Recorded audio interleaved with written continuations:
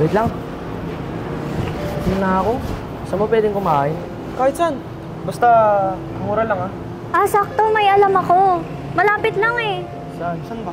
Doon oh.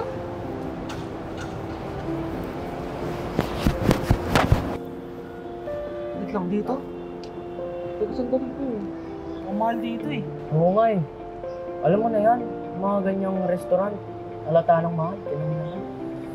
Oo eh, tsaka naiinitan na rin ako. Huwag na tayo dyan. Marami akong mas alam.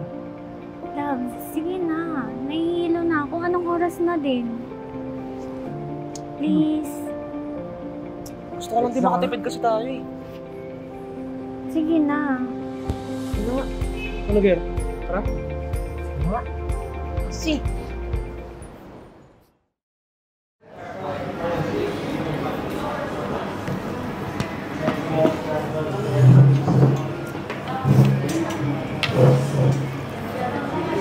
Lutang mahal dito. Hindi ko alam pag dito napili niya. Pwede ba? Mag-order na lang kayo. Nahihilo na ako. Sorry.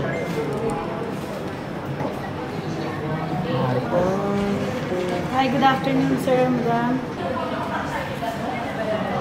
Mahal naman dito. Yung mga binibenta nila dito, pwede naman bilhin sa labas yan eh. Oo nga eh.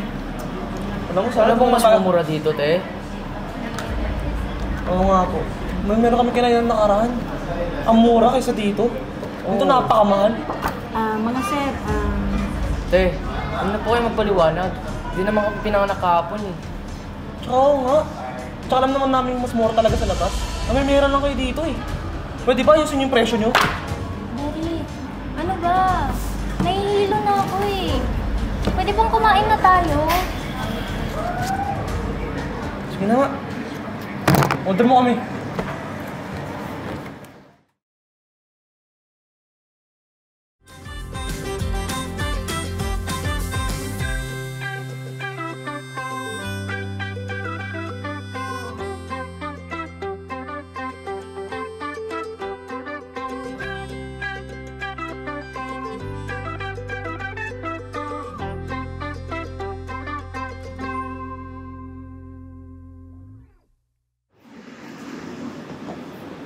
sir, balik ko na po yun.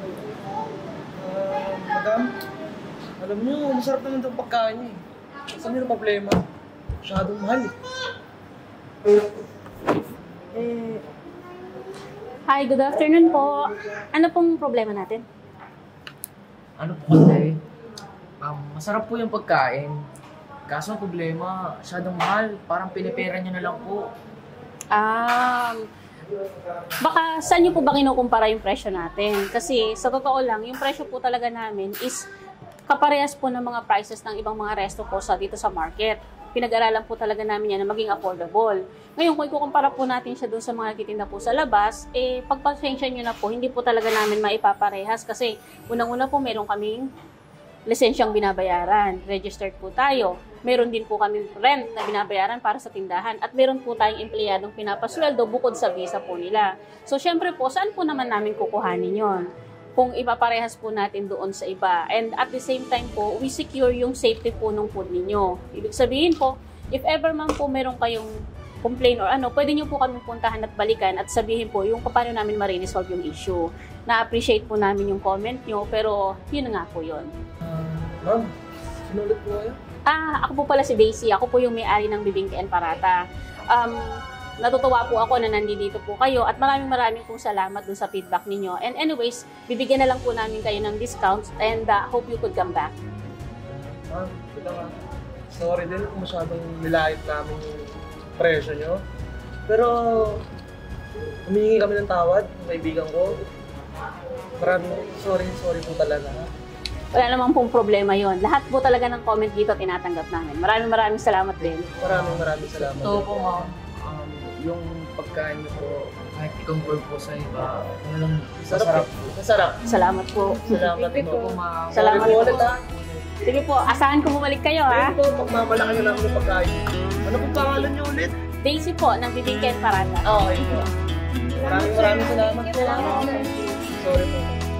Even if I try to leave, you still make me wanna stay. me to believe in the words that you say, but I can't. Bugok!